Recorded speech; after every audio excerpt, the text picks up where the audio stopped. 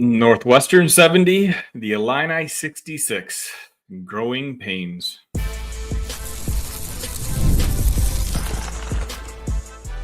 You are Locked On Illini, your daily podcast on the Illinois Fighting Illini.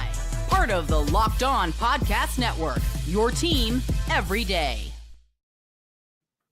Welcome all to a post-game edition of Locked On Illini. Thank you so much for making us your first and sometimes last listen every single day. Of course, my name is Sunny Verma. You can find me at the Sunny V or at IlliniCast or Locked On Illini on all your favorite social medias. And somewhere else you can find me is right here after every ball game. Whether it's football, whether it's basketball, every single game, you can find me talking when we're celebrating. And you can find me kind of moderating a therapy session, which is what tonight I feel like is going to be like. Before we get started, you can start the season with a big return on FanDuel. New customers can place a $5 bet, and you get started with $150 in bonus bets if you win that first $5 bet. Visit FanDuel.com to get started. Speaking of getting started, where do we get started? I am so tired of playing Northwestern in overtime. It seems like every single one of these games is like this. And I know the chat's already on fire. Please let me know your comments. Who impressed you today? Who didn't impress you today? I think I know who didn't impress you today, because anyone who had eyeballs knows who wasn't impressive on that court today. Everyone except for the guy who's being paid $5 million a year to coach this basketball team. Illinois, again, 70-66. To me, the game was there for the Illini for the taking. I believe we're up something like 8 points with just 4 or 5 minutes left in the game. Illinois couldn't close it out. Northwestern played. There's a way to beat this Illinois team, and we've seen it in the past. Alabama did it. Oakland was doing it, but Oakland just doesn't have the talent. You can out-physical this basketball team. And Northwestern, at least earlier on in the game, I think for the first 12 minutes, just really beat up Illinois. Northwestern's got some really big, physical, brawny guys. And, they were making Illinois really earn every single shot, especially in that first half. And I think you saw a lot of it in that last few minutes of the second half, and certainly in overtime. This is something which can be corrected in the future, unlike some of the other teams, in particular the one that played last night, who might have flaws that can't be corrected. But right now, this Illinois team is not where we want it to be and where we need it to be come March. Now, most of you, I know we just lost a game and you're kind of hurting. And so you're not going to like me saying this, but, my everydayers in here know what I'm going to say. I know this early part of the season is just going to be rough for this team. And I think you kind of saw a good example of why today. I really think that this team is still finding itself in different moments. I called for it about a week or two ago that I wanted to see how this team played together, gelled together when the game was close. When it was a back and forth game, 2 minutes left, because this team really hasn't been in that environment. Even that Arkansas game that we just won, we were up double figures most of the game, and every time they cut it to 9, Kasparis took over, and we stretched that lead back out. We really haven't had a game like this, and let's be honest, this is the game that Northwestern needed. Northwestern's already gotten 3 losses this season. They lost their opener to Iowa on a last-second heave by, was it Josh Dix? Like, they needed this game, especially at home against a rival, and I think you saw that on the court. To me, they just played with more of a sense of urgency than Illinois did. Illinois, to me, looked like the more talented team, but just not the team that wanted it more. There's some head-scratching coaching decisions, and maybe I'll just get into that now. Ben Hummerkaus played 38 minutes today. and he was 1 for 9 from 3-point line. We were up, as I said, I think something like 6 to 8 points late in the game. And you can see Northwestern essentially every single time figuring out who Ben was guarding, isolating, and going one-on-one, and more often than not, scoring baskets. I don't know if Ben is just the greatest practice player of all time, because he's certainly earned a level of trust with Brad Underwood that I don't think right now is justified. It's one thing if he was a returning player from last year, a key role player from last year's team, and you just kind of give them benefit of the doubt. But he's been atrocious. I guess maybe not most of the season, but he certainly was today. Sure, he grabbed a couple key rebounds here and there. But if you can't trust this guy to make 35% of his three-pointers, and 35% is low for what our expectations was in the offseason, then I just don't understand what his role on the team is right now. I said in the Discord, which, by the way, we chat live during the game. So shout out to my Discord member so you guys can confirm I said this. I think with 15 minutes left in the second half, I'm like, if Ben doesn't make a basket in the next 2 minutes, just sit him and play Kerry Booth. There's no way Kerry Booth can be this bad. And even if he's bad, at least see what he has. I don't understand. He got 0 minutes today in a game where Hummerkaus was playing awful. Ben played 38 minutes today and had 3 points. 3 points in 38 minutes. When Ben's role on the court is to score points, is to make Kasparis' life easier. I don't know if you guys saw it. In overtime, they started laying off of Ben, wanting him to shoot. The same way Brad Underwood was doing all game long with, what's his name? Mullins. Right? Mullins made that one basket, and Brad Underwood's like, good for you, do it again. Northwestern, at one point, late in the game, decided to do that with Ben Hummerkaus. And yet, Brad keeps him in. Again, this is a therapy session episode, so we're allowed to be emotional.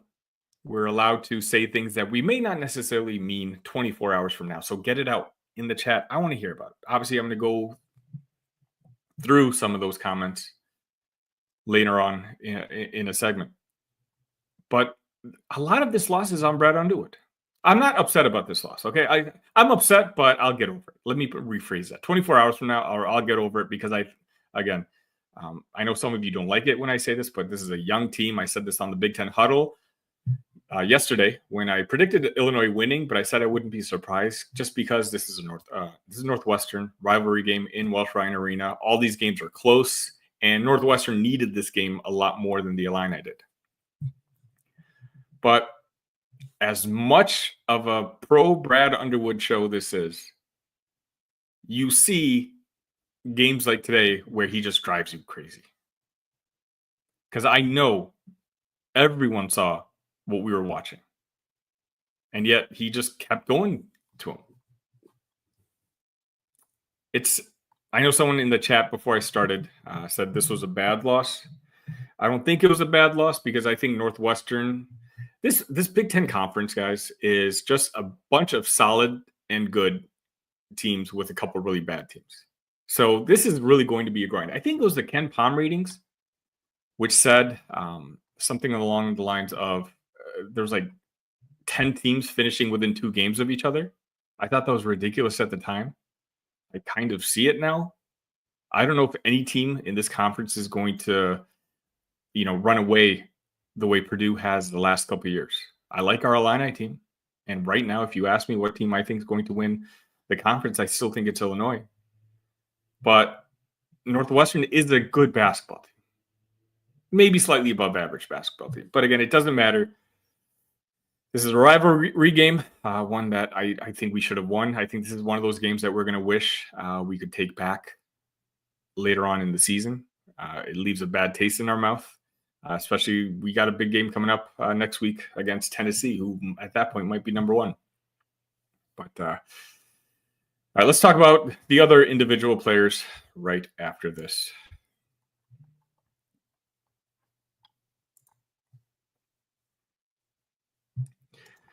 So Mint Mobile are fans of the show, and when they found out that I was moving down out of Illinois into Texas, they were kind enough to offer me the opportunity to try out Mint Mobile. And what can I say? I took them up on their offer, and they've done fantastic.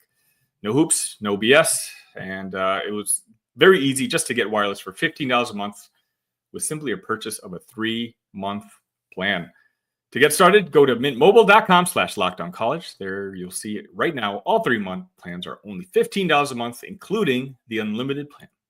All plans come with the high-speed data and unlimited talk and text delivered on the nation's largest 5G network. You can use your own phone with any Mint Mobile plan and bring your phone number, along with all your existing contacts. Find out how easy it is to switch to Mint Mobile and get 3 months of premium wireless service for $15 a month. To get this new customer offer and your new 3-month premium wireless plan for just $15 a month, go to mintmobile.com/lockedoncollege. That's mintmobile.com/lockedoncollege. Cut your wireless bill to $15 a month at mintmobile.com/lockedoncollege. $45 upfront payment required, equivalent to $15 a month. New customers are on first 3-month plan only. Speeds slower above 40 gigabytes on unlimited plan. Additional taxes, fees, and restrictions apply. See Mint Mobile for details.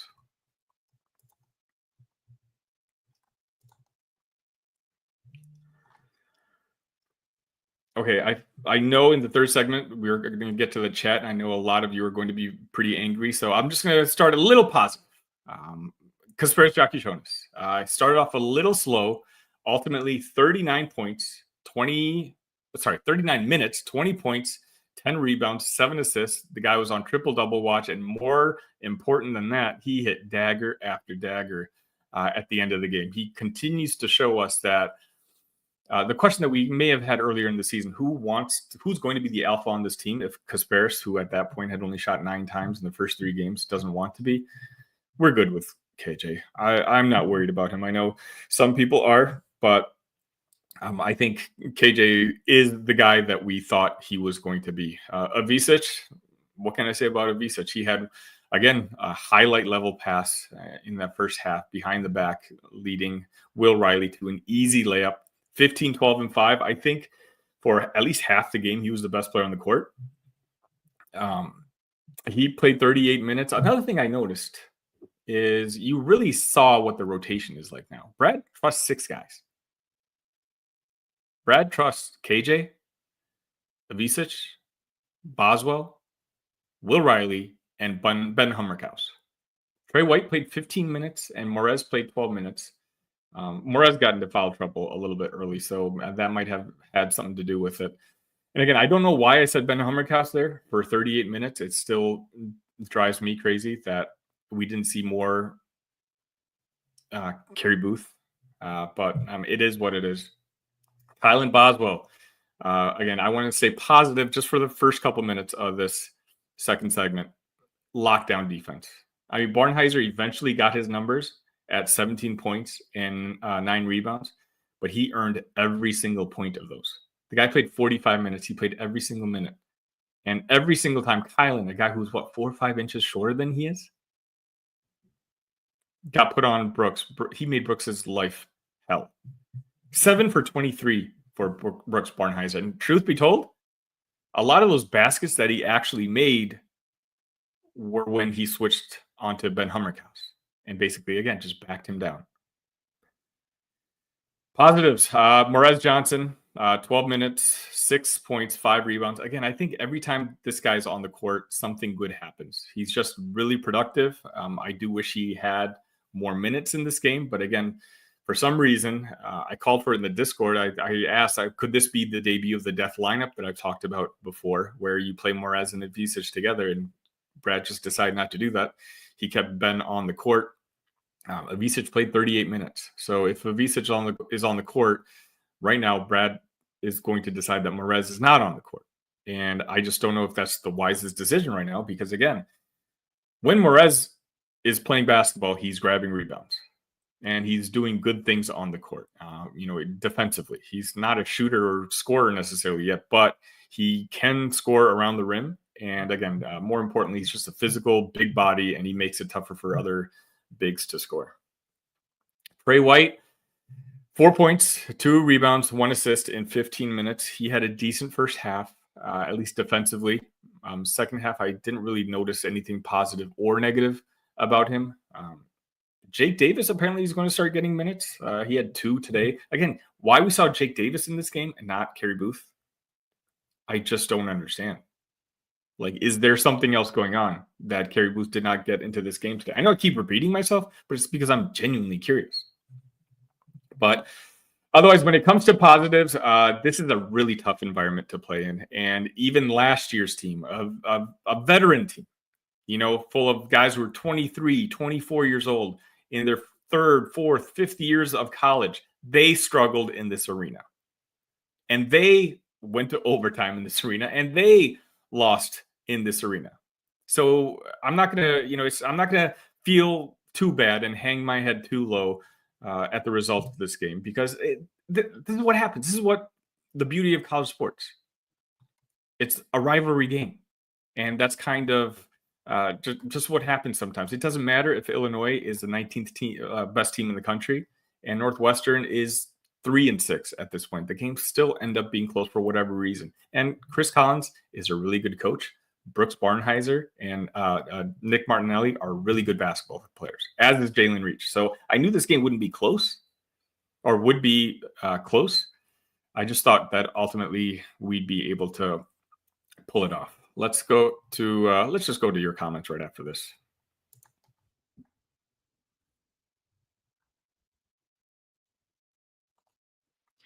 Get ready to tackle the NFL action with FanDuel, America's #1 sportsbook.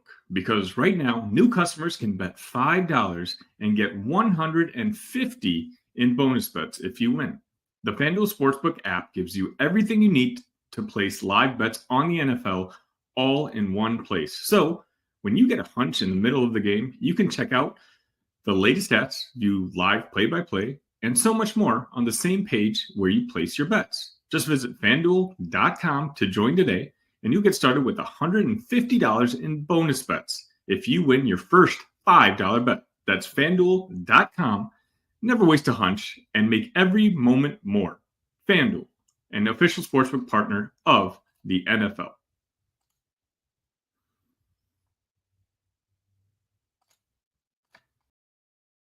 And before we get started, please, if you don't mind, make sure you hit that like button while we're watching this video. As you guys see, I'm here to celebrate with you guys when we have nice victories over Arkansas, but I'm also going to be here venting with you guys when we have heartbreaking losses against our rivals. And again, it's my goal to hit that 2,000 subscriber mark by the end of the calendar year. Looks a little daunting. I'm not sure if I can hit that number, but just it's your support that helps me motivate me to continue to produce Illini content every single day for you guys. So, all right, let's start with Jason. Jason says, Hummercow should never see that floor again. Awful at both ends of the floor. We are at a point where we do not need transfers from mid-level Missouri Valley programs.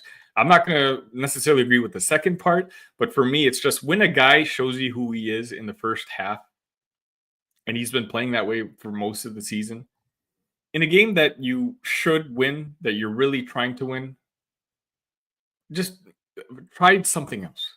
Show me you're trying something else. And just Brad didn't do that. And I'm really curious, and I hope, one of the reporters in the post-game conference asked Brad about this. Because 1 for 9, I mean, I don't know why. Why did I say that? We know what Brad Underwood's going to say. Brad Underwood's going to say, I just want him to keep shooting. I just want him to keep shooting. That's why he's on this team. I think that, eventually the law of averages is going to take over. And I think I probably said that word for word now that I think about it. I'm going to watch that Brad Underwood post-game press conference after this, and we'll see how right I was. Kenny and I agree. Says, great learning experience for the young guys. Maverick says, I like Underwood, but that was terrible coaching. You have a 10-point lead, and you just keep taking rushed threes. Caitlin Thanks for joining us. First overtime game, first Big Ten game, first real road game. Hate how it went, and they made way too many mistakes, but hopefully they can learn from this. Caitlin, you should host the show. That's basically what I was trying to say. You've said it much more eloquently. Guys, remember this. Again, I'm. This may eventually go tiresome, and I promise I won't be doing this a month from now, but this is a young team, and Caitlin's exactly right. First Big Ten game. Their first Big Ten game of this very young roster who hasn't played together was against their rival, a rival who was hungry, who needed this win at their place. And in a way, this squad of ours took them to overtime. So there's that positive spin. High five, Caitlin. Kenny says, seems to be a lot of negative comments. Welcome to the Big Ten. Young guys will learn. I would rather they learn now than later. Jason asks, is this going to be the norm, though, constantly having new guys in the program? And some of us saying after loss that it's a learning experience. I mean, it's hard to say that because, Jason, this is the first time, right? Last year's team was a veteran team. And we knew that this huge roster turnover was going to happen this year. A lot of those guys were graduating. And, we tried to get Damask back. It unfortunately didn't work out. But we knew there was going to be a lot of roster turnover. I think that question is worth asking next year. Because we do have a lot of guys who are going to be eligible to come back. Now, will they be wanted back or will they want to come back? That's a different story for a different episode of future Locked On Illini. But I think, I know it's been 2 years in a row that Brad Underwood has turned over this roster, but I think this year, or at least next year, is going to be the real test. Jason Long. Jason's a frequent contributor to the show and the Discord. I appreciate you, Jason. Last year's team lost to Northwestern's team 2. Tonight's game, I guarantee, proved to Underwood how valuable Morez is. Exactly. And now we will play more lineups with Morez and Big T. I'm telling you guys, again, if this is your first time watching, I talked about this in a previous episode. I do this every single day, so make sure you hit that subscribe button. But Illinois has a depth lineup. You put Kasparis, KJ, Will Riley, Morez Johnson, and Avicic on the floor together, there's no weakness on that team. Maybe youth, but even that I'm not worried about, especially the more minutes that they get on the court together. I don't know why Brad hasn't unleashed that lineup yet. Maybe this is me giving him too much credit, but I feel like he doesn't want that lineup to be scouted yet. He may be saving that lineup for later, but to me, it's just you have an obvious cheat code. Use it. Jason says Morris should have gotten more time and rested Tommy a bit. He was dead tired. Yeah, Tommy was fantastic early in that game, but he struggled later on. He was obviously tired. TM says inexcusable loss. I totally get it. St. Dom's Rosary says, what do you expect with Underwood? I knew Illinois was going to lose this game. Young team on the road to the Big Ten play after a long layoff. Yeah, 8 days. 8 days. Brian asks, why was Hummerkaus guarding their only good player? It's not just that, Brian. It's like whoever Ben Hummerkaus was guarding, they attacked. We tried to hide him a little bit in overtime by putting him on Mullins, I noticed. And that's the only time that Northwestern started not going after Hummerkaus. But again, this one is on Brad in the sense where he just didn't make any adjustments. It was clear to everybody when we were up, not big, but decent, all double figures at one point in that second half. Northwestern literally just like, hey, Nick, hey, Brooks, one of you switch so that Ben's guarding you and go grab a bucket. And more often than not, they did. Ralph says, Coach, you got out-coached. And, that's probably true, but Chris Collins is a really, really good coach himself. Brad lost his game, not the players. It looks like the consensus is most of you guys agree with me, which I kind of like. Jay says, derby session. Can we also bring up the thing that Riley did not show up in the second half? Yeah, I said this in the Discord. Will Riley, to me, plays like a younger brother who's an insane talent got allowed to play with his big brother and his friends on the basketball court, right? You can see that he's very good at basketball, but he's just he's wild. And again, I think he has too much wasted energy. I hope at some point later on in the season, he gets more composed. The game slows down for him. And, because once a game slowdowns for Will Riley, Illinois is going to be in a lot better shape. I really do think we missed that second scorer today. A lot was on Kasparis today to just score basket after basket, and you can tell. I mean, he made most of his difficult ones, but how many times can you ask the same player to do the same thing? Northwestern knew who to guard every single time. If Will Riley had the Will Riley game that I was hoping that he would have, and we had two guys that could have attacked Northwestern at the end, then, the game could have ended differently.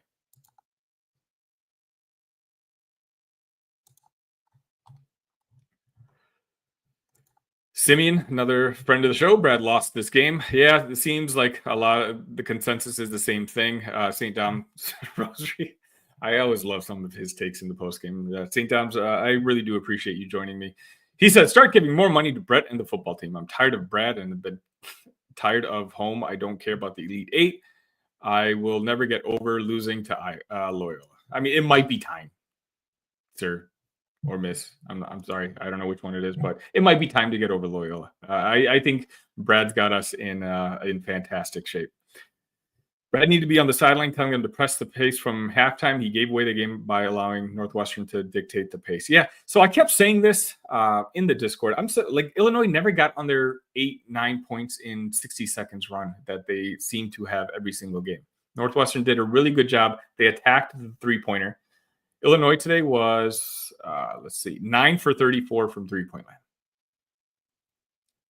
I mean, it's just going to be hard for Illinois to win when they shoot 9 for 34 from 3 points. But you can see right off the bat, right early in the game, that Northwestern was simply not going to let them shoot the three.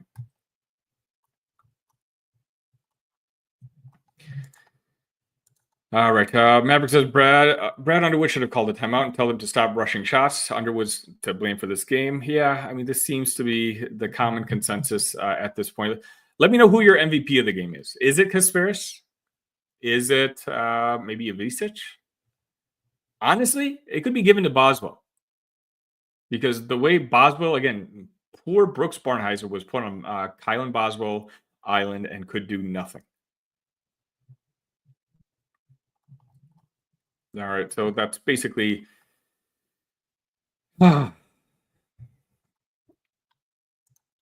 Jason says, I'm crazy if I think this team is winning the conference. Call me crazy, Jason Lynch. I'm telling you, I've watched a lot of Big Ten this year. There's not a lot. There's no elite team. There certainly is not any elite team. I think this team has the highest ceiling behind Indiana, and Indiana's their coaching staff stinks, and I have zero faith in them. Brad Underwood, I do have faith in, and I do think there's a quiet confidence that Brad Underwood shows every time they show him on the sideline that I don't even think I saw last year. Brad is just in love with Ben because he's a good-looking jumper in practice. Tennessee's going to barbecue. So is Duke. Again, let it out, folks. That's what these shows are for. And it doesn't necessarily have to stop here. Vent to me on the social medias. Find me at Locked On Illini. The Discord. We're venting all day long, every day, talking about Illini sports. Link is in the description. I want to hear it. That's what, fortunately enough, I get paid to do. Is, I get to talk Illini basketball when we win and Illini basketball when we lose. Same goes for the football team. Lee says maybe 7 or 8 seed in March. I can see that. I still think a little bit higher. I think it will be more around 5, the 5 line, but that's just because I think that this team is going to be a lot better a month and a half from now than we are currently. St. Dom says, we are not winning the Big Ten. Absolutely no way. Wisconsin, Iowa, Indiana, Oregon, Northwestern, Purdue. Heck, even Penn State is better than Illinois. I'm going to respectfully disagree. I think on that list, there's only one team that I think is probably better than Illinois, and that's Purdue. But Purdue they've got flaws. And actually, let me rephrase that. I don't think they're better than Illinois. Wisconsin, I think, we'll talk about that later. But Wisconsin, they did this last year, guys. They got off to a hot start in the early part of the season. Wisconsin Badgers fans came in my mentions and talked about how it would be a 3-way race for the Big Ten Conference, Purdue, Badgers, and Illinois, and Wisconsin whittled away, and they got beat by a very good Michigan team. By the way, that's a team that wasn't on your list who I think could win the Big Ten Conference, and that's Michigan. The talent is there, but the coaching needs to be better. And yeah, but also the guys just need to grow up a little bit. Why did we recruit Trey White 10 seconds after the portal opened and not wait on someone better? And who thought Hummerhouse was a big-time player? There was a reason he started D3. Not going to argue with any of that. Trey White is one of those, along with Ben.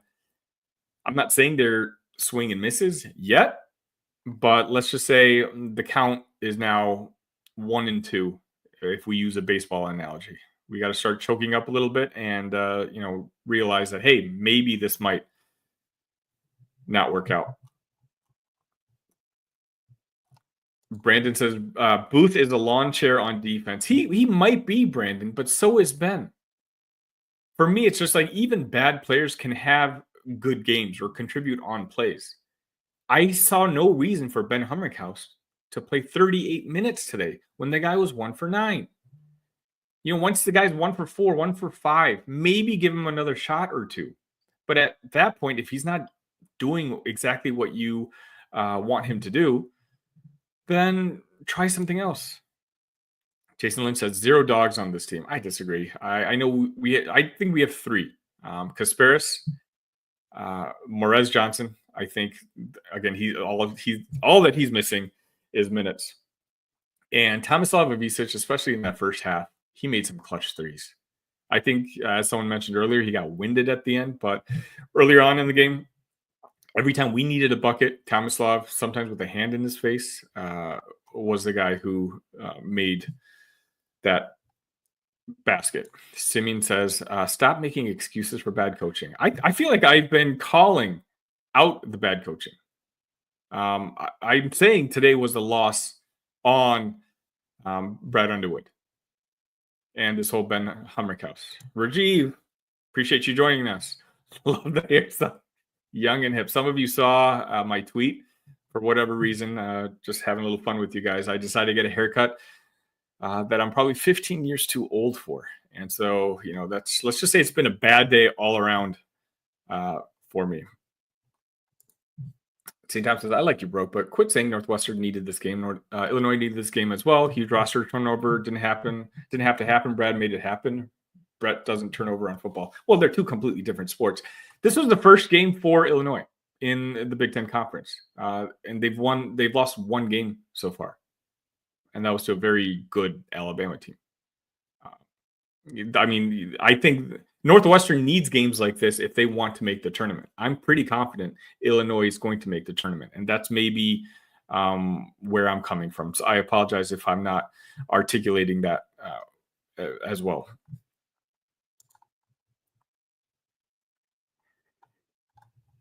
All right, boys and girls. I think I'm going to leave it there. Rajiv, sorry. Again, I think you guys are a good basketball team. He says, stop it, Sunny. Don't discount the Badgers. By the way, Rajiv is the host of the Bucky Report, one of the 2 Wisconsin channels that I check out whenever I can just to, keep tabs on what's going on with our friends up north. He's a good friend. You can definitely support him. Follow his show on YouTube. But I'm just telling the truth, Rajiv. We had this conversation. I think Wisconsin's good, but I don't think they're a top 4 team in the Big Ten Conference. Kenny says, it's 1 game early in the year with young guys. Maybe you fair weather fans need to root for Iowa. No, it's okay. This happens. That's what the purpose of the show is. It's a vent session. There's going to be other guys who are out there, going to be analyzing the game, and I will in a future episode of Locked On Illini. But this one is just for us. It's our community. It's just for us to vent. And, it is what it is. Vent away. But, okay, Chase says, your Discord invite link in the description expired. Chase, I'm going to redo that for you right at the conclusion of the show. I'll just go ahead and conclude it right here. I apologize for that link not working. But please, be like Chase and join us on the Discord. We're basically talking Illini sports all day long. I give you an opportunity to ask any questions, any what you want to see on the show. I basically communicate with you guys. We talk about everything. So please, I'll update the link as soon as the show's over, which is going to be momentarily. Again, guys, the season's not over. I assure you, this was a loss. It's a tough loss. We don't like losing to Northwestern.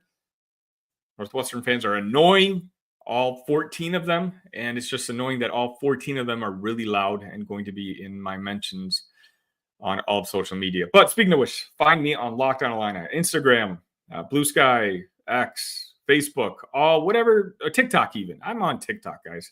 I'm way too old for TikTok, but I'm on TikTok because I want to be able to talk to you. Find me there. Make sure you hit the subscribe button. I'll be here maybe Sunday evening or Monday, giving more of a recap on this game, as well as, of course, following the transfer portal with Illinois, which for the most part has been pretty quiet so far. But that's a good thing. Trust me. Ask Rajiv and the Wisconsin Badgers fans. Ask my friend Justin Adams, who's a Nebraska fan. Right now, Illinois is playing it kind of low-key, and I'm okay with that. But regardless, we'll recap the transfer portal. We'll recap this game. We'll preview Tennessee next week. Until then, ILL. Love you guys.